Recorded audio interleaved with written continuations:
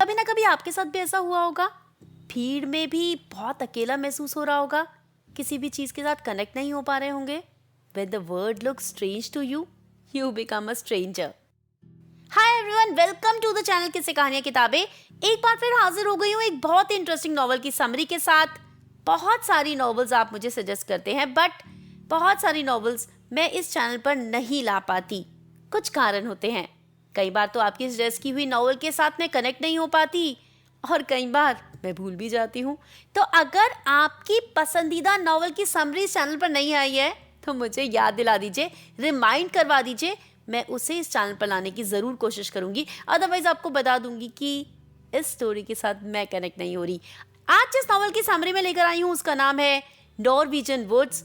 लिखा है हरुकी मुराकमी ने. 1960s की कहानी है, एक लड़के की कहानी है. नाम नॉर्वीगन वुड्स पड़ा बीटल्स के एक सॉन्ग नॉर्वीगन वुड्स के ऊपर, जिसकी इस कहानी में एक स्पेशल इंपॉर्टेंस है. ये नॉवल जो ओरिजिनली जापानीज में लिखी गई, इंग्लिश में ट्रांसलेट की गई कहानी है एक जापानीज लड़के की, टोरू वॉटनप, उसके दो लव रिलेशंस की, नयोको और मडूरी काबेयाशी. तीनों ने ही लाइफ में बहुत कुछ सहा है, बहुत कुछ देखा है, बहुत तकलीफें उनकी लाइफ में हुई हैं, और उन तकलीफ, उन दुखों को झेलने का, उनके साथ डील करने का तीनों का तरीका बिल्कुल अलग अलग है. कहानी शुरू होती है टोरू जो एरोप्लेन में है. एरोप्लेन लैंड हो गया है. उसकी एज हो चुकी है 37. हैम्बर्ग एयरपोर्ट, एक बार फिर वो जर्मनी में है. गाना चल रहा है नॉर्वीगन वुड्स, और उसने अपना सर पकड़ लिया है. वो बहुत डिजी महसूस कर रहा है. तभी एक एयर होस्टेस ने आकर उससे पूछा, क्या तुम्हारी तबीयत खराब है, तुम्हें दवाई चाहिए? टोरू ने कहा, नहीं, इट्स ओके, I'll मैनेज. बाहर जोरों की बारिश हो रही थी. लोग प्लेन से उतर रहे थे. पर टोरू, वो तो एक बार फिर उसी मैदान में पहुंच गया था. वो तब 20 साल का भी नहीं हुआ था. ऑटम का महीना था, 1969. तेज हवाएं चल रही थी. आज भी उसे वो सब कुछ इतना क्लियरली याद है. उस दिन तो उसने कभी सोचा भी नहीं था कि ये सीनरी उसे इतनी अच्छे से इतने सालों बाद भी याद रहेगी. उसे तो वो 2 रेड कलर की बर्ड्स भी याद हैं. उस दिन वो नयोको के साथ था. वो तेज हवाएं, वो मौसम, ये सब कुछ तो टोरू को आज तक याद है. पर नयोको का चेहरा धुंधला पड़ता जा रहा है. उस दिन नयोको ने उसे कहा था, यहाँ पर अकेले मत घूमना, यहाँ पर एक कुआं है जिसमें लोग गिर जाते हैं, मर जाते हैं, बहुत तड़पते रहते हैं.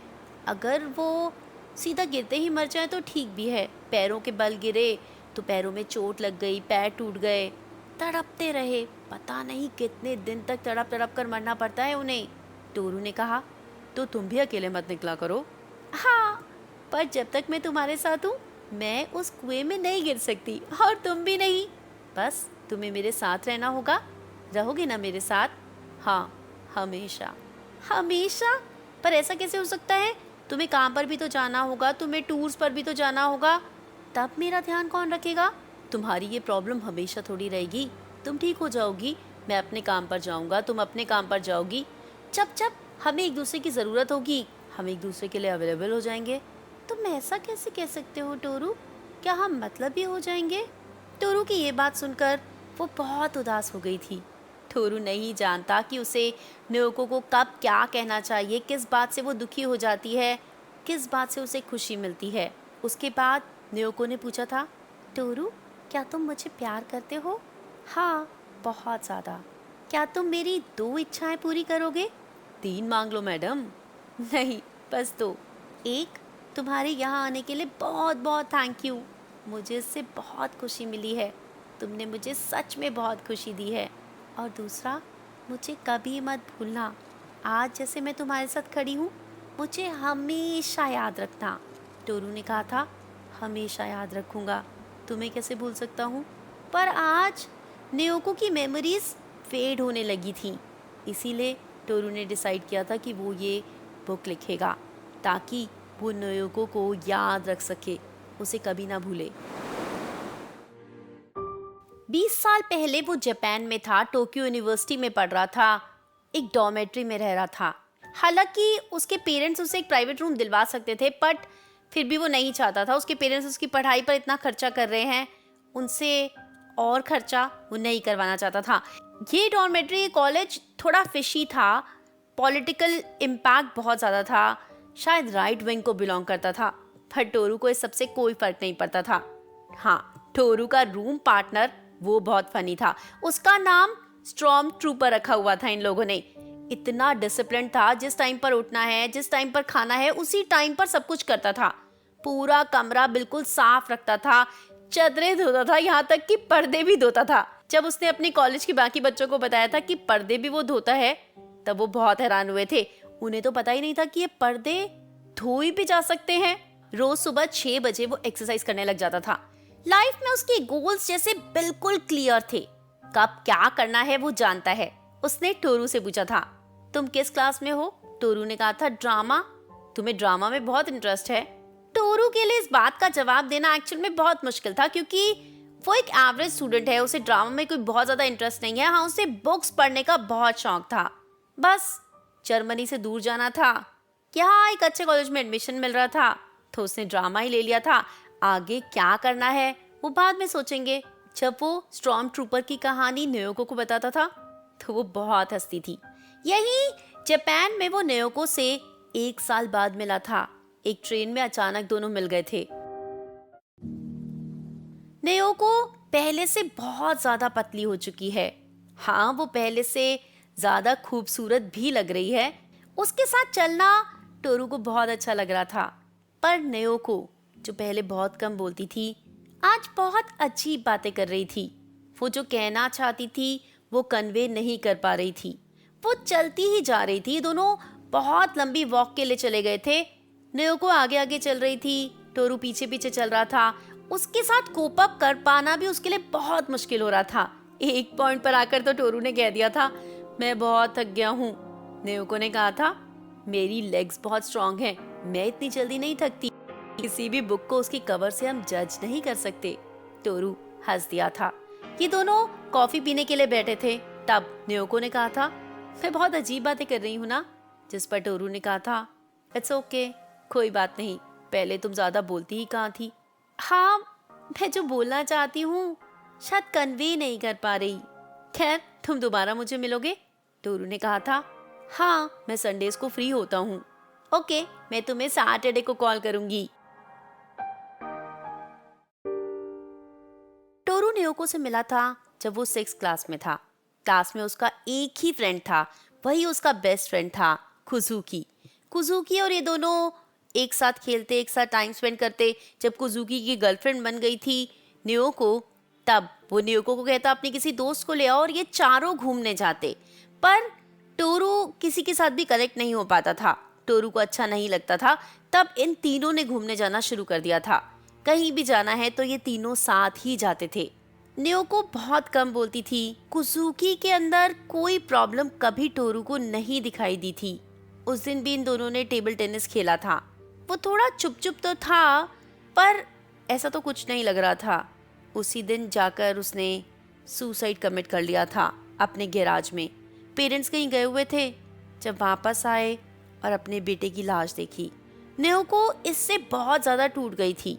कुछ दिनों के बाद वो एक बार टोरू से मिली थी, पर जैसे बहुत गुस्से में थी, बहुत अपसेट थी, बहुत फ्रस्ट्रेटेड थी। कुजुकी ने उसे कभी कुछ क्यों नहीं बताया, क्यों वो आखिरी बार टोरू से मिला, उससे नहीं। टोरू के लिए भी उसके बाद जिंदगी बहुत मुश्किल हो गई थी। किसी भी चीज़ में उसका मन नहीं लगता था। लड़कियों से बात करने की कोशिश करता, पढ़ाई करने की कोशिश करता, किसी भी चीज़ में उतना कंसंट्रेट नहीं कर पाता।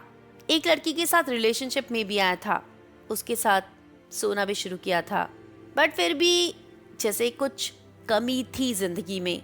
और 500 माइल दूर उसने टोक्यो में एडमिशन ले लिया था। वो लड़की बहुत गुस्सा हुई थी, उसे बहुत मना भी किया था, पर टोरू नहीं माना था। वो उस लड़की से प्यार नहीं करता था। उससे पहले तक डेथ को लेकर टोरू का नज़रिया बहुत अलग था। उसे लगता था कि डेथ एक अलग चीज़ है, पर तब उसे समझ में आया था कि वो अलग नहीं है, वो हमारी ज़िंदगी का ही पार्ट है। हमेशा हमारे साथ डेथ एग्जिस्ट करती है, कभी भी कहीं भी हमें वो मिल सकती है। 1 साल बाद न्योको भी टोक्यो में शिफ्ट हो गई थी। दोनों बाई चांस मिले थे। अगर उस दिन ये दोनों ना मिले होते तो आज शायद टोरू की जिंदगी बहुत अलग होती। दोनों ने एक साथ घूमना, मिलना जुलना शुरू कर दिया था। हर शनिवार को टोरू उसके फोन का इंतजार करता, फोन के पास ही बैठा रहता। दोस्त पूछते क्या हुआ, तब कह देता कुछ नहीं, बुक पढ़ रहा हूँ। नेओको का फोन आता तो वो खुश हो जाता और अगले दिन सुबह तैयार होकर उससे मिलने चला जाता। दोनों ज्यादा बात नहीं करते, बस घूमते रहते। नेओको आगे, टोरू पीछे। पर एक बहुत सुंदर लड़की आपके साथ चल रही है, ये सोचकर भी टोरू खुश हो जाता था। टोरू को नेओको अपने घर भी ले जाती, उसके लिए खाना भी बनाती। दोनों दोस्त बन भी गए थे, पुरानी कोई बात नहीं करते थे, तो एक कनेक्ट नहीं आ रहा था। एक दिन नेओको ने टोरू से पूछा था, क्या तुम किसी को प्यार करते हो? टोरू ने कहा था, नहीं, एक लड़की मिली थी बट मैं उससे प्यार नहीं कर पाया। नेओको ने टोरू का हाथ पकड़ा था, पर टोरू को बुरा लग रहा था। वो जानता था कि नेओको उसमें किसी और को ढूंढ रही है। नेओको बात करते समय बहुत नर्वस रहती, बहुत कंफ्यूज रहती। टोरू समझ रहा था कि वो किसी भी तरह कुजुकी के टॉपिक को अवॉइड कर रही है। टोरू जब उसे स्टॉर्म ट्रूपर के बारे में बताता तो वो बहुत खुश हो जाती, बहुत हंसती। वो बताता कि उसे मैप्स का बड़ा शौक है और वो मैप की किसी कंपनी को ज्वाइन करना चाहता है। खैर, अगर ऐसे लोग नहीं होते तो हमारे मैप्स बनते भी ना। वो बहुत डिसिप्लिन था और टोरू को भी कहता था उसके साथ एक्सरसाइज करने के लिए, पर टोरू मना कर देता था। उन्हीं दिनों कॉलेज में टोरू को एक नया दोस्त बना था, नागासावा। बहुत अमीर फैमिली को बिलोंग करता था, एम्बिशियस था, उसे सिविल सर्विसेज में जाना था। उसको पता था कि लाइफ में क्या करना है। लड़कियों को वो बहुत अलग तरीके से देखता था, रोज रात को अलग लड़की के साथ जाता था। उसका कहना था कि 100 से ज्यादा लड़कियों के साथ वो ऑलरेडी सो चुका है। इसलिए टोरू ने उसे कभी भी नेओको के बारे में नहीं बताया।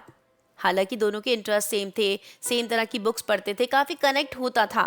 पर टोरू को अच्छा नहीं लगता था जब वो लड़कियों का मजाक उड़ाता या उनके बारे में बुरी बुरी बातें कहता। नेओको के बारे में कोई कुछ कहे, वो ये नहीं चाहता था। टोरू भी उसके साथ 2-3 बार गया, अलग अलग लड़कियों के साथ सोने की कोशिश भी की, पर उसे कनेक्ट नहीं महसूस हुआ, उसे अच्छा नहीं लगा। वो नेओको के साथ हर हफ्ते घूमने जा रहा था। नेओको का 20th बर्थडे आ गया था और टोरू उसके घर गया था। उसने टोरू के लिए खाना बनाया था, वाइन की बोतल लेकर आई थी। उस दिन वो बहुत बोल रही थी, कहानियां सुना रही थी, एंड तक नहीं पहुंच रही थी, दूसरी कहानी पर आ जा रही थी।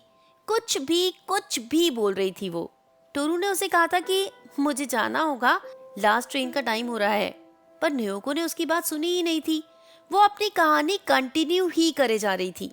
फिर अचानक से वो रुकी, जैसे उसकी बात को काफी देर के बाद प्रोसेस कर पाई हो, और रोने लगी। इतना रोई कि आंसू बहते रहे, आंख से, नाक से, कान से, हर जगह से पानी बह रहा था। वो बहुत रो रही थी। उसे चुप कराना भी मुश्किल हो रहा था टोरू के लिए। थोड़ी देर के बाद उसने अपने आप को संभाला, टोरू से माफी मांगी। दोनों ने एक दूसरे को हग किया और उस रात टोरू नेओको के साथ सोया था। पर वो बहुत हैरान हो गया था। नेओको एक वर्जिन है? उसने नेओको से पूछा, क्या तुमने कभी भी कुजुकी के साथ? नेओको ने सिर हिला दिया। क्यों? पर उसने कोई जवाब नहीं दिया था। उसके बाद वो मुंह उधर कर लेटी रही थी, सो रही थी, परेशान थी। टोरू कुछ समझ नहीं पा रहा था। हालांकि उसने 2-3 बार उससे बात करने की कोशिश की थी, पर उसने जवाब नहीं दिया। तब टोरू उठा, फ्रिज के पास एक नोट पैड रखा था, उस पे लिखा, तुम्हारे साथ एक बहुत लंबी बात करना चाहता हूँ। जब तुम काम डाउन हो जाओ तब मुझे कॉल करना, तुम्हारी कॉल का इंतजार करूंगा। Happy birthday again. ये लिखकर वो वापस अपनी डॉर्मेट्री में आ गया था। नेओको का कोई कॉल नहीं आया। वो दोनों सेम पेज पर ही तो थे। दोनों ने एक ही इंसान को खोया था जिसे वो दोनों बहुत प्यार करते थे। क्या टोरू को उसके साथ ये नहीं करना चाहिए था? पर उसे नहीं समझ में आता। शायद एक यही चीज थी जो वो कर सकता था। नेओको का कॉल नहीं आया तो वो नेओको के घर गया। पता चला कि कुछ दिन पहले ही नेओको वहां से जा चुकी है। वो बहुत उदास हो गया था। उसने पढ़ाई पर बहुत कंसंट्रेट करना शुरू कर दिया था, सारे लेक्चर्स अटेंड करना शुरू कर दिया था। और एक दिन उसने नेओको को लेटर भी लिखा था, उसके घर पर भेजा था। कोई जवाब नहीं आया था। बहुत उदास हो गया था। क्या करे कुछ समझ नहीं आ रहा था। नागासावा के साथ ज़्यादा जाना शुरू कर दिया था, लड़कियों के साथ ज़्यादा सोना शुरू कर दिया था, बहुत ज़्यादा ड्रिंक करना शुरू कर दिया था। दोबारा भी लेटर लिखा था, कम से कम जवाब दे दो क्या हुआ, जो मैंने किया अगर मेरी वजह से तुम्हें तकलीफ हुई तो प्लीज़ उसके लिए आई एम सॉरी, मुझे माफ़ कर दो, एटलीस्ट मुझे जवाब तो दो, मैंने तुम्हें हर्ट किया। बहुत दिनों के बाद एक दिन उसका एक लेटर आया था। उसने लिखा था तुम्हारे दोनों लेटर्स मिले, सॉरी मैंने पहले जवाब नहीं दिया। एक्चुअली में लिखना मेरे लिए एक बहुत पेनफुल प्रोसेस बन चुका है। 10 बार कोशिश की तब जाके लेटर लिख पाई हूँ। जो हुआ उसमें तुम्हारी कोई गलती नहीं है, सारी गलती सिर्फ और सिर्फ मेरी है। यहाँ मॉम डैड मुझे डॉक्टर के पास लेकर जा रहे हैं, कुछ खास फर्क नहीं पड़ रहा। माउंटेन्स में जा रही हूँ, वो हॉस्पिटल नहीं है, सैनिटोरियम है। जब थोड़ा ठीक हो जाऊंगी तब तुम्हें लेटर ज़रूर लिखूंगी। टोरू ने उसका ये लेटर पता नहीं कितनी बार पढ़ा था। इधर उसका रूममेट स्टॉर्म ट्रूपर छुट्टियों के लिए घर गया था, वापस ही नहीं आया। टोरू रोज कमरा साफ करता, उसने चादरें भी धोई थी ताकि जब स्टॉर्म ट्रूपर वापस आए तो ये ना कहे कि तुमने कमरा गंदा क्यों रखा है। पर स्टॉर्म ट्रूपर नहीं लौटा था। जब उसने रिसेप्शन पे जाके पता किया तो पता चला था कि वो कॉलेज छोड़कर चला गया है। टोरू का अब किसी चीज में मन नहीं लग रहा था। क्लास में रिस्पॉन्ड करना भी उसने बिल्कुल छोड़ दिया था। आज जब क्लास में टीचर अटेंडेंस ले रही थी, सबके नाम लिए थे, तो टोरू ने प्रेजेंट तक नहीं कहा था। क्लास के बाद वो एक कैफे में बैठा कॉफी पी रहा था।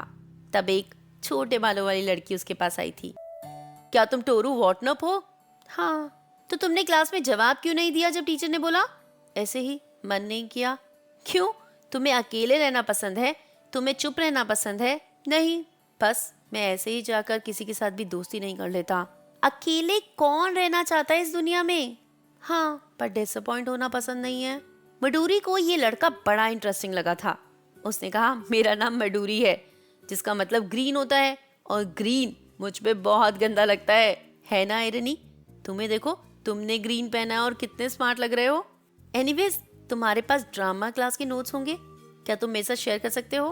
टोरू ने अपनी कॉपी निकालकर मडूरी को दे दी थी। ओके, थैंक्स अलॉट, मैं वेंसडे को तुम्हें यहीं पर मिलूंगी और उसके बाद बहुत सारी बातें करेंगे। ये प्रॉमिस कर मडूरी चली गई थी। बट वेंसडे को टोरू उसका इंतजार करता रहा और वो आई ही नहीं। उसने बहुत देर तक इंतजार किया पर मडूरी नहीं आई। उसका दोस्त भी आजकल बहुत ज्यादा बिजी था, उसके एग्जाम्स आने वाले थे, पढ़ाई में लगा रहता था, तो टोरू बहुत ज्यादा लोनली था। उसने कॉलेज में जाकर कॉलेज रजिस्टर्स से मडूरी का नंबर भी ले लिया था। उसके घर पर कॉल किया था, पता चला था कि वो हॉस्पिटल गई है। क्यों, ये उसे किसी ने नहीं बताया था। उसे न्योको की बहुत याद आ रही थी। तब एक बार फिर उसने उसे लेटर लिखा था कि वो उसे बहुत मिस कर रहा है। उसके साथ वो घूमना, वो वॉक्स, वो बहुत मिस कर रहा है। वो उससे बात करना चाहता है, उससे मिलना चाहता है। न्योको से उसने कहा था कि प्लीज मेरे लेटर का जवाब दो, मैं तुमसे मिलना चाहता हूँ। अगले दिन जब वो ड्रामा क्लास गया था तब मडूरी आई थी, उसके साथ आकर बैठ गई थी। नोटबुक उसकी वापस कर दी थी, एक नोट दिया था जिसमें सॉरी लिखा हुआ था। उसके बाद ये दोनों लंच के लिए गए थे, बहुत सारी बातें की थी। लंच के बाद वॉक करने चले गए थे, एक लंबी वॉक। टोरू को न्योको की बहुत याद आ रही थी। ये दोनों उसके बाद एक जगह बैठे थे। मडूरी अपनी फैमिली के बारे में और अपनी लाइफ के बारे में टोरू को बता रही थी। उसके पेरेंट्स ने एफर्ट्स तो किए थे, उसको एक बड़े स्कूल में भेजा था जहाँ पर अमीर लोगों के बच्चे पढ़ते थे। इनकी फैमिली बहुत एवरेज थी, एक छोटा सा बुक स्टोर चला रहे हैं ये लोग, और इनके पास इतने पैसे नहीं थे। तब उन अमीर लड़कियों के साथ पढ़ना बहुत ह्यूमिलेटिंग होता था मडूरी के लिए। अपने लेवल के बच्चों के साथ अगर हम पढ़ते हैं तो हमें कंफर्टेबल फील होता है। ज़्यादा अमीर या ज़्यादा गरीब बच्चों के साथ पढ़ने में हमें प्रॉब्लम्स तो होती हैं, क्योंकि वहाँ पर बच्चे बड़ी बड़ी बातें करते थे, बड़ी बड़ी पार्टीज में जाते थे, महंगी महंगी चीज़ें खरीदते थे। मडूरी वो सब कुछ अफोर्ड नहीं कर सकती थी, इसलिए वो उनके साथ कनेक्ट नहीं हो पाती थी, मिलजुल नहीं पाती थी, बहुत अकेला महसूस करती थी, बहुत ह्यूमिलेटेड महसूस करती थी। उसने टोरू को कहा था अगर तुम फ्री हो तो संडे को मेरे घर आ जाना। टोरू ने कहा हाँ, संडे को मेरी क्लास होती है शाम को, उससे पहले मैं फ्री रहता हूँ। तो ठीक है, फिर मैं तुम्हारा इंतजार करूंगी, मैं तुम्हारे लिए खाना बना कर रखूंगी। मडूरी ने अपना एड्रेस टोरू को दे दिया था।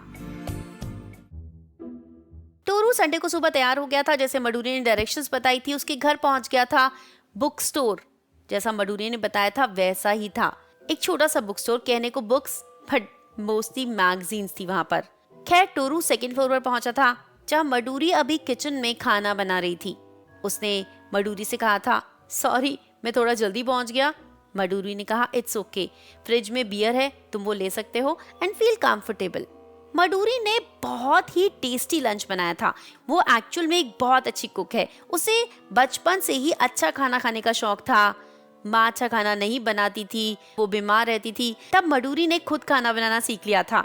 वो इधर उधर से कुकिंग की बुक्स ले आती, उनमें से पढ़ती, कैसे तैसे वो चीजें इकट्ठी करती। उस एज की लड़कियों को जब पॉकेट मनी मिलती है तो वो उसे खर्च करने के बारे में सोचती हैं, घूमने के बारे में सोचती हैं, कपड़े खरीदने के बारे में सोचती हैं, कुछ अच्छा खाने के बारे में सोचती हैं।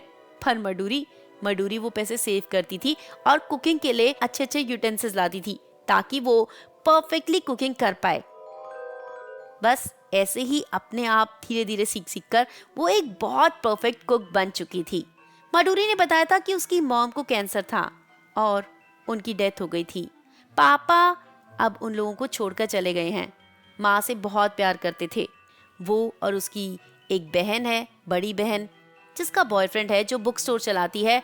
आज वो अपने बॉयफ्रेंड के साथ घूमने गई है और मडूरी घर पर है क्योंकि उसे किसी के फोन का इंतजार था। उसे एक बात अपने डैड की बहुत चुभी थी। जब मॉम की डेथ हुई थी तब उन्होंने कहा था कि काश तुम दोनों चली जाती पर मेरी पत्नी ना जाती। हाँ, वो अपनी पत्नी को प्यार करते थे, बट ऐसे अपनी बच्चियों को कौन कहता है। तो बहुत उदास रहते थे। एक दिन इन दोनों को अकेला छोड़कर पता नहीं कहाँ चले गए। टोरू ने पूछा, क्या उन्होंने कभी तुम्हें लेटर भी नहीं लिखा? जिस पर मडूरी ने कहा, हाँ 1-2 बार लिखा था। बहन वहां जाना भी चाहती है, उनसे मिलना भी चाहती है, बट मुझे कोई इंटरेस्ट नहीं है। लंच के बाद ये दोनों छत पर चले गए थे। वहां सामने वाले घर में आग लगी हुई थी। टोरू ये देखकर बहुत डर गया था। उसने कहा कि तुम जल्दी से अपना सामान बांध लो, सामने ही पेट्रोल स्टेशन भी है, तुम्हें इस घर से चले जाना चाहिए। मडूरी ने कहा, मैं ये घर छोड़कर कहीं नहीं जा रही। मतलब तुम्हें आग से डर नहीं लगता? नहीं, क्या फर्क पड़ता है, मुझे स्लो डेथ नहीं चाहिए, एक ही बारी में जो होना है हो जाए, यहीं की यहीं मर जाऊं, क्या फर्क पड़ेगा। तुम तो रुक रहे हो ना यहाँ पर? टोरू ने कहा, हाँ रुक रहा हूँ। मेरे साथ मरने के लिए तैयार हो? टोरू ने कहा, नहीं नहीं, मैं पागल हूँ क्या? जब मुझे लगेगा डेंजरस है तो मैं यहाँ से चला जाऊंगा। मतलब ही कहीं के। खैर छोड़ो, चलो गाने गाते हैं। टोरू ने कहा, गाने? तुम्हारे पड़ोसी सुनेंगे तो उन्हें कितना बुरा लगेगा। सामने वालों के घर में आग लगी है, लोग इतना पैनिकी हो रखे हैं, पुलिस आ गई है, और तुम यहाँ बैठकर गाने गाओगी? मडूरी ने कहा, क्या फर्क पड़ता है, किसी को कोई फर्क नहीं पड़ता, चलो हम मस्ती करते हैं, कुछ गाने गाते हैं। मडूरी चाहे बहुत अच्छी सिंगर ना हो, पर वो दिल से गा रही थी। उसने तब टोरू को बताया था, उसके पेरेंट्स उसे प्यार नहीं करते थे। वो हमेशा तरसती रहती प्यार के लिए। वो कभी कुछ मांगती या कभी कुछ कहती तो उसे माँ और पापा दोनों से बहुत डांट पड़ती। उसे एक सच्चे प्यार की तलाश है, सच्चे मतलब बिल्कुल क्रेजी प्यार की, जिसमें सामने वाला उसके प्यार के लिए पागल हो। वो अगर बोले कि मुझे स्ट्रॉबेरी आइसक्रीम खानी है, जब तक वो स्ट्रॉबेरी आइसक्रीम लाए मडूरी का मूड चेंज हो जाए। वो कहे कि नहीं अब मुझे ये नहीं खानी, तो वो लड़का गुस्सा ना हो, वो उसी टाइम स्ट्रॉबेरी आइसक्रीम फेंक दे, उसे सॉरी कहे और जाकर उसके लिए चॉकलेट आइसक्रीम लाए। टोरू ने कहा, ये प्यार नहीं है, ये तो पागलपन है। अगर कोई ऐसा तुम्हारे साथ करेगा तो तुम क्या करोगी? मैं फिर उसे वो सारा प्यार दूंगी जो वो डिजर्व करता है। तो क्या तुम्हें ऐसा प्यार मिला? मडूरी ने कहा, नहीं अभी तक ढूंढ रही हूँ। टोरू ने कहा, हाँ वो तो है ही, ऐसा इंसान ढूंढ पाना तो बहुत मुश्किल है। दोनों साथ साथ बैठे थे। मडूरी ने अपना सर टोरू के कंधे पर रख लिया था। तब टोरू ने मडूरी को किस किया था। मैं रिलेशनशिप में हूँ। टोरू ने कहा, हाँ वो तो मुझे लग ही रहा था। और तुम्हारी कोई गर्लफ्रेंड है? टोरू ने कहा, हाँ है। तो फिर तुम संडेज को फ्री कैसे रहते हो? लॉन्ग स्टोरी, कभी और बताऊंगा। तुम मरना क्यों चाहती हो? नहीं नहीं, मैं तो बस तुम्हें चेक कर रही थी कि तुम्हारा रिएक्शन क्या होगा। खैर उसके बाद भी इन दोनों ने ड्रिंक किया, गाने गाए। जब आग बुझ गई तब टोरू ने कहा, दोबारा जब किसी की कॉल का इंतजार करना हो तो तुम मुझे बुला सकती हो। ये कहकर वो अपने हॉस्टल वापस आ गया था। उसे कुजुकी की बहुत याद आ रही थी। उसका एक ही सिर्फ सच्चा दोस्त था। वो इस पूरी दुनिया में इतना अकेला महसूस कर रहा था। उसने अपने दोस्त को कॉल किया, उसके साथ बाहर डिनर के लिए गया, किसी भी लड़की के साथ सोने को तैयार था, पर हार्ड लक, उस दिन उसे कोई अपॉर्चुनिटी नहीं मिली। दोस्त तो अपनी गर्लफ्रेंड के पास चला गया और टोरू एक बार फिर अकेला हो गया। जब अपने हॉस्टल वापस आया तब उसे मिला नयुको का लेटर। उसने लिखा था, तुम्हारा लेटर मिला, बहुत खुशी हुई। आई नो मैं तुम्हारे साथ फेयर नहीं रही, मैंने तुम्हें बहुत हर्ट किया, इससे मुझे भी बहुत तकलीफ हुई है। प्लीज मुझसे नफरत मत करना, अब मैं पहले से काफी ठीक हो रही हूँ।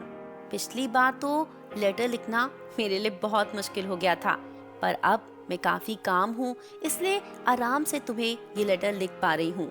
यहाँ की जिंदगी बहुत ज्यादा नॉर्मल है।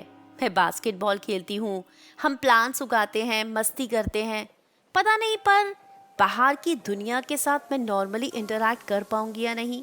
डॉक्टर ने कहा है कि मुझे शुरू करना चाहिए, तभी मैं तुम्हें ये लेटर लिख रही हूँ। तुम मुझसे मिलने आओगे ना? तुम आओगे तो मुझे बहुत खुशी होगी। प्लीज मुझसे मिलने आना। अगर कोई कुजुकी ना होता तो हमारा रिश्ता कितना नॉर्मल होता, हम दोनों की जिंदगी शायद बहुत अलग होती। खैर, मैं अपनी फीलिंग्स तुम्हें बता रही हूँ। प्लीज मुझसे मिलने आना, मैं तुम्हारा इंतजार करूंगी। इस लेटर को भी टोरू ने बहुत बार पढ़ा। वो बहुत खुश हुआ। उसने उसी समय उस लेटर से एड्रेस लिया, फोन नंबर निकाला और कॉल किया आर्मी हॉस्पिटल क्योटो। उनसे कंफर्म किया कि वो न्योको से मिलने आ सकता है या नहीं। अगले ही दिन वो न्योको से मिलने वहां पहुंच गया था। ये जगह जो कि पहाड़ों में थी, बहुत ही लोनली जगह पर थी, बहुत ही शांत जगह थी, मेडिटेशन के लिए परफेक्ट जगह। वहां पहुंचना ही एक आम इंसान के लिए बहुत मुश्किल था। बहुत बड़ी जगह थी, देखकर ऐसा कुछ नहीं लग रहा था कि यहाँ पर कोई रहता भी होगा। गेटकीपर से परमिशन लेकर वो उस आर्मी हॉस्टल के अंदर चला गया था। टोरू जब वहां पहुंचा तो उसे कहा गया कि पहले उसे नियाइको की डॉक्टर से मिलना होगा, और उसकी मुलाकात हुई रियाइको से। टोरू को लगा कि ये नायको की डॉक्टर है, पर रियाइको ने बताया कि नहीं, वो भी यहाँ एक पेशेंट ही थी। उसे रिकवर हुए काफी टाइम हो गया है, 7 साल से वो यहाँ पर म्यूजिक सिखा रही है। टोरू ने पूछा, तो आप यहाँ से वापस क्यों नहीं जा रही? रियाइको ने कहा, मेरे पास कोई जाने की जगह नहीं है, पता नहीं बाहर की दुनिया से अब मैं कनेक्ट कर पाऊंगी या नहीं, वो लोग मुझे एक्सेप्ट करेंगे या नहीं, यहाँ मुझे अच्छा लगता है। टोरू ने कहा, हो सकता है आपके लिए बाहर एक नई दुनिया खुल जाए, नई अपॉर्चुनिटीज मिले आपको। रियाइको ये सुनकर चुप रही। दोनों एक साथ लंच कर रहे थे। रियाइको ने कहा कि तुम्हें पहले इस जगह को अच्छे से जान लेना चाहिए, तभी तुम नायको से मिल पाओगे। उसने यहाँ के बारे में टोरू को बताया। यहाँ पर एक ओपन एटमॉस्फेयर है, गेट्स खुले रहते हैं, कोई भी आ जा सकता है, कोई रोकेगा नहीं आपको। यहाँ ट्रीटमेंट के लिए ज्यादा डॉक्टर्स नहीं हैं। यहाँ एक नेचुरल तरीके से आपको काम फील कराया जाता है, आपको एक अलग तरह की दुनिया दी जाती है, आपको हर चीज में इन्वॉल्व किया जाता है, इम्पोर्टेंस दी जाती है, जिससे कि आप मेंटली स्टेबल हो सको, स्ट्रॉन्ग बन सको। और नया को भी बहुत ज्यादा इम्प्रूव पहले से हो चुकी है। टोरू ने कहा, तो क्या वो ठीक हो गई है? रियाइको ने कहा कि ठीक हो गई या नहीं ये कह पाना तो बहुत मुश्किल है, बट हाँ, she is much much better, और वो तुमसे मिलने के लिए बहुत एक्साइटेड है। तुम हमारे साथ हमारे कमरे में रह सकते हो। टोरू ने कहा, यहाँ पर लड़कियों के कमरे में लड़कों को रहना अलाउ कर देते हैं? रियाइको ने कहा कि मुझे यहाँ रहते बहुत टाइम हो चुका है, इसलिए मुझ पर यहाँ के डॉक्टर्स बहुत ज़्यादा ट्रस्ट करते हैं, और मैं न्यायको पर, तो इस तरह से मैं तुम पर भी ट्रस्ट करूंगी, और हम दोनों बेडरूम में सो जाएंगे, बाहर जो लिविंग रूम है तुम वहां सो जाना। अगर तुम हमारे साथ रहोगे तो ज्यादा टाइम स्पेंड कर पाओगे। रियाइको उसे अपने और नायको के कमरे में ले आई थी। उसे कहा था कि अभी तुम नायको से नहीं मिल सकते, क्योंकि अभी यहाँ पर सबका एक रूटीन है, एक सेट रूटीन जिसे सबको फॉलो करना होता है, और नायको भी वो रूटीन फॉलो कर रही है। 5:30 बजे वो फ्री होगी, तब हम दोनों यहाँ पर आएंगे, उसके बाद हम एक साथ टाइम स्पेंड कर सकते हैं। तब तक तुम आराम से रेस्ट कर लो, सो जाओ, जो करना चाहो करो। ये कहकर रियाइको वहां से चली गई थी। टोरू लेट गया था, आंखें बंद तो की थी, पर नींद नहीं आ रही थी। तभी नायको वहां आई। उसने टोरू को देखा हक किया और कहा काम के बीच में आई हूँ, अभी बात नहीं कर सकती। वो वहाँ से चली गई। उसके बाद ये दोनों 5:30 यहाँ आए और तीनों ने बैठकर ड्रिंक किया, बातें की, गिटार बजाया रायको ने। तब नायको ने उसे फरमाइश की कि मेरे लिए नॉर्वेगियन वुड्स बजाओ। एक बॉक्स रियाको ले आई थी जिसमें नायको को 100 का कॉइन डालना था। तब टोरू ने पूछा ऐसा क्यों, जिस पर रियाको ने कहा कि ये गाना नायको का फेवरेट है और मैं ये गाना तभी बजाती हूँ जब वो फरमाइश करती है। इस तरह से इस गाने की इम्पोर्टेंस बनी रहेगी और मुझे सिगरेट पीने के लिए पैसे मिल जाएंगे। टोरू ने कहा यह हॉस्पिटल में सिगरेट पीना अलाउड है, जिस पर रियाको ने कहा सेटिंग एग्जाम की भी कोई चीज होती है, बाहर एक दुकान है उसके साथ सेटिंग की हुई है, मैनेज कर लेती हूँ। रियाको बेडरूम में चली गई और इन दोनों को बात करने के लिए टाइम दिया। उसके बर्थडे को 6 महीने हो चुके हैं जब ये लोग लास्ट मिले थे। नायको उस दिन पहली बार कुजुकी के बारे में भी बात कर रही थी। उसने टोरू से पूछा था तुम आज तक कितनी लड़कियों के साथ सो चुके हो? टोरू ने कहा शायद 8 और 9। टोरू ने तब उसे अपने दोस्त के बारे में बताया था जो कि कम से कम 100 लड़कियों के साथ सो चुका है। नायको ने पूछा तुम्हें अच्छा लगता है ये सब? टोरू ने कहा नहीं, मुझे कभी सेटिस्फैक्शन नहीं मिली। नायको ने पूछा उस दिन तुम पूछ रहे थे कि मैंने कभी कुजुकी के साथ क्यों नहीं, जवाब जानना चाहोगे? टोरू ने कहा हाँ। जिस पर नायको ने कहा कि हम दोनों ने बहुत बार बहुत कोशिश की बट मैं कभी वेट नहीं हुई। हम दोनों ने हर तरह से ट्राई किया बट कभी नहीं कर पाए। मेरे लिए वो प्रोसेस इतना पेनफुल हो जाता था कि कुजुकी रुक जाता था। और जब उस दिन तुम्हें देखा, पता नहीं क्यों, पर जब तुम मेरे कमरे में घुसे थे, at that time itself I was wait. मैं ना जाने क्यों मैं मरी जा रही थी कि तुम मुझे अपनी बाहों में लो, मुझे प्यार करो। ये कहने के बाद नायको बहुत तेज तेज रोने लगी थी। दोनों वॉक कर रहे थे। तब टोरू ने पूछा था क्या मैंने उसके साथ सही नहीं किया, क्या नायको ठीक हो जाएगी? रियाको ने कहा कि पूरी तरह रिकवर होगी या नहीं कह पाना बहुत मुश्किल है, बट हाँ शी इज़ बेटर और वो कोशिश कर रही है। चीज़ें बहुत मुश्किल है उसके लिए। एक्चुअल में उसकी एक फैमिली हिस्ट्री भी तो है। तुम्हें बहुत काम रहना पड़ेगा, बहुत मेहनत करनी पड़ेगी। टोरू ने कहा हाँ मैं मेहनत करूँगा, मैं पूरी कोशिश करूँगा नायको को वापस इस दुनिया में लाने की, नायको को एक नॉर्मल जिंदगी जीने में हेल्प करने की। एक बात टोरू को बहुत अजीब लग रही थी। नायको तो कुजुकी से प्यार करती थी, फिर उसके साथ उसे कभी वो फील क्यों नहीं आया? टोरू को तो वो प्यार ही नहीं करती। रियाको ने कहा क्या पता वो उसे प्यार ही ना करती हो, दोनों एक दूसरे को सेव कर रहे हो। क्या तुम बिना किसी गारंटी के नायको का इंतजार कर पाओगे? ये बहुत मुश्किल होगा। टोरू ने कहा मैं करूँगा, मैं उसका इंतजार करना चाहता हूँ। तब टोरू ने पूछा कि तुम यहाँ कैसे पहुंची? और रियाको ने सुनाई अपनी कहानी। वो एक प्रोफेशनल पियानिस्ट थी, बहुत अच्छा पियानो बजाती थी, स्टेज पर बजाती थी, लोग बहुत तालियां बजाते थे, उसका बहुत नाम होता जा रहा था, बहुत मेडल्स मिलते थे, बहुत सारे कॉम्पिटिशन्स वो जीतती जा रही थी, पॉपुलर होती जा रही थी। अगले दिन एक बहुत इंपॉर्टेंट कॉम्पिटिशन था उसकी लाइफ का। उस दिन जब वो कंपटीशन में बजाने लगी तो उसकी लिटिल फिंगर ने मूव ही नहीं किया। उसने बहुत कोशिश की पर उसकी फिंगर मूव नहीं हुई और वो कंपटीशन में परफॉर्म ही नहीं कर पाई। इस बात से उसे बहुत स्ट्रेस हुआ क्योंकि उसकी ज़िंदगी में सब कुछ खत्म हो गया। उसकी ज़िंदगी में पियानो के अलावा कुछ और तो था ही नहीं। बस वहीं से उसका डिप्रेशन शुरू हुआ। वो इतना बढ़ गया कि वो हॉस्पिटल पहुंच गई। हॉस्पिटल जाकर कुछ समय के बाद वो ठीक हो गई थी, बहुत ज़्यादा ठीक हो गई थी। उसने एक बार दोबारा पियानो बजाना भी शुरू कर दिया था, उसकी फिंगर ने मूव होना भी शुरू कर दिया था। इस बार वो प्राइवेट लेसन्स दे रही थी। वहीं अपने एक स्टूडेंट से उसे प्यार हो गया था। उसका वो स्टूडेंट जो रियाको से शादी करना चाहता था। अच्छी खासी जॉब भी थी उसकी। रियाको ने उसे अपनी पूरी हिस्ट्री बता भी दी थी, तब भी उसने अग्री किया था और दोनों की शादी हो गई थी। लाइफ बहुत अच्छी चल रही थी, एक बच्चा भी हो गया था। बच्चा 3 साल का हो गया था। लाइफ में कोई प्रॉब्लम नहीं थी। वो इंसिडेंट रियाको के साथ दोबारा कभी नहीं हुआ था।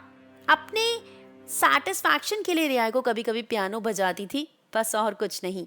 तब एक लेडी उसके पास आई थी। उसने कहा था कि मेरी बेटी को पियानो सीखने का बहुत शौक है और उसने आपको बजाते हुए सुना है, वो चाहती है कि आप ही उसे सिखाएं। रियाको ने मना किया था बट वो लेडी बहुत इंसिस्ट कर रही थी।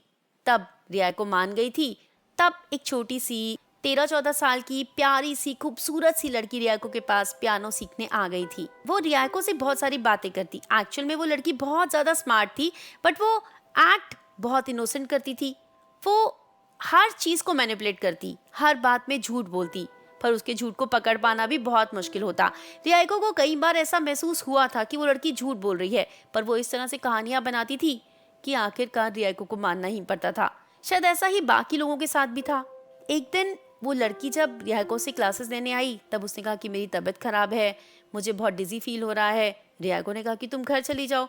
तब उसने कहा कि नहीं, मैं थोड़ी देर अगर आपके बेडरूम में लेट सकूं तो शायद मैं बेहतर हो जाऊं। रियाको ने उसे अलाउ किया था। वो रियाको के बेडरूम में लेट गई थी। रियाको उसके पास गई थी उसे कंफर्ट फील कराने। तब उसने रियाको को अपनी बाहों में ले लिया था और कहा था कि मैं एक लेस्बियन हूँ और मुझे पता है कि आप भी एक लेस्बियन हैं। उसने रियाको को किस करना शुरू किया था, उसके क्लोज होना शुरू किया था। रियाको को ये सब कुछ बिल्कुल अच्छा नहीं लगा था पहले, बट बाद में उसे भी मजा आने लगा था। थोड़ी देर के बाद उसे लगा कि ये तो बहुत गलत हो रहा है और उसे इस सब को रोक देना चाहिए। और रियाको ने उसके मुंह पर खींच के चांटा मारा था और उसे कहा था कि इस घर से चली जाओ, दोबारा कभी मत लौटना। वो लड़की वहां से चली तो गई थी, बट उसने बाहर जाकर एक अलग ही कहानी फैला दी थी। हर किसी को बता दिया था कि रियाको लेस्बियन है और उसने उस बच्ची के साथ जबरदस्ती करने की कोशिश की है। रियाको की जब हिस्ट्री उन लोगों ने पता की तो उन्हें ये भी पता चल गया था कि ये पहले हॉस्पिटल भी जा चुकी है, इसके दिमाग में प्रॉब्लम है। और आसपास ये बात हर कोई जान गया था। हर कोई रियाको को अलग नजरिए से देखने लगा था। रियाको ने तब अपने हस्बैंड को कहा था कि मुझे ठीक नहीं लग रहा, मुझे कुछ आवाजें आनी शुरू हो गई हैं, मैं सो नहीं पा रही ठीक से, मैं इस जगह से दूर जाना चाहती हूँ। उसके हस्बैंड ने कहा कि हमारी बच्ची स्कूल में जा रही है, हमारा यहाँ पर अपना घर है, मेरा ऑफिस है, मैं सब कुछ छोड़कर कैसे चला जाऊँ। रियाको ने बहुत इंसिस्ट किया था। तब उसने कहा था कि मैं चला जाऊंगा, बट मुझे थोड़ा टाइम दो, कुछ समय के लिए रुक जाओ, एटलीस्ट 1 साल या 6 महीने कुछ तो रुको। शायद उस दिन वो लोग ना रुके होते तो रियाको इस हॉस्पिटल में ना होती। बट रियाको की कंडीशन धीरे धीरे खराब होने लगी। इतनी खराब हो गई कि एक बार फिर वो हॉस्पिटल पहुंच गई।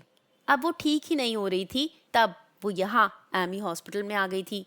यहाँ आने के बाद धीरे धीरे उसकी कंडीशन बेहतर हुई थी, पर वो जानती थी कि अब वो बाहर की दुनिया को दोबारा फेस नहीं कर पाएगी, इसलिए उसने अपने हस्बैंड को डिवोर्स दे दिया था। उसके हस्बैंड ने अब किसी और से शादी भी कर ली है। अब वो बाहर जाए तो जाए कहाँ। टोरू रियाको की ये कहानी सुनकर बहुत उदास हुआ था। अगले दिन ये तीनों पिकनिक के लिए गए थे। वहां रियाको एक शॉप पर बैठ गई थी और इन दोनों को अकेले घूमने जाने के लिए अलाउ कर दिया था। ये दोनों एक साथ काफी दूर तक गए थे, बहुत सारी बातें की थी। रियाको ने कहा था, तुम जो यहाँ मुझसे मिलने आए हो उसके लिए बहुत बहुत थैंक्स। याद रखना, ये तुम्हारा मेरे लिए एक बहुत बड़ा फेवर है और मैं चाहती हूँ कि तुम हमेशा मुझे याद रखो, मुझे कभी ना भूलो। टोरू ने कहा, प्रॉमिस, मैं तुम्हें कभी नहीं भूलूंगा। तुम्हें राइको अच्छी लगी? नाइको ने पूछा। हाँ, बहुत अच्छी है। तुम्हें मेरे, कुजुकी या फिर राइको जैसे लोग ही क्यों पसंद आते हैं टोरू? टोरू के पास इसका कोई जवाब नहीं था। कुजुकी ऊपर से देख रहा होगा तो क्या उसे हम दोनों का यूं घूमना अच्छा लग रहा होगा? टोरू ने उसे हक कर लिया था। टोरू ने उसे कहा था कि मैं तुम्हारे साथ जिंदगी बिताना चाहता हूँ, हमेशा तुम्हारे साथ रहना चाहता हूँ। नाइको ने कहा, हाँ, मैं भी यही चाहती हूँ, मैं कोशिश करूंगी यहाँ से बाहर आने की। वो उसके बिना की जिंदगी नहीं चाहता, वो उसे प्यार करता है। क्या नाइको वहां से बाहर आ पाएगी? क्या टोरू उसके साथ जिंदगी बिता पाएगा? क्या ये दोनों कुजुकी को भूल पाएंगे? क्या होगी आगे की कहानी? और एक और कैरेक्टर भी तो है, मडूरी, उसका क्या होगा? ये सब हम जानेंगे, बट आपको उसके लिए करना होगा थोड़ा इंतजार। नेक्स्ट वीक नॉवल की कंटिन्यूशन के साथ हाजिर हो जाऊंगी। Till then you stay happy, keep smiling. और हाँ, अगर चैनल सब्सक्राइब नहीं किया तो चैनल को सब्सक्राइब कर लो। वीडियो पसंद आई है तो लाइक करो, अपने दोस्तों के साथ शेयर करो and wait for me. Bye bye, take care.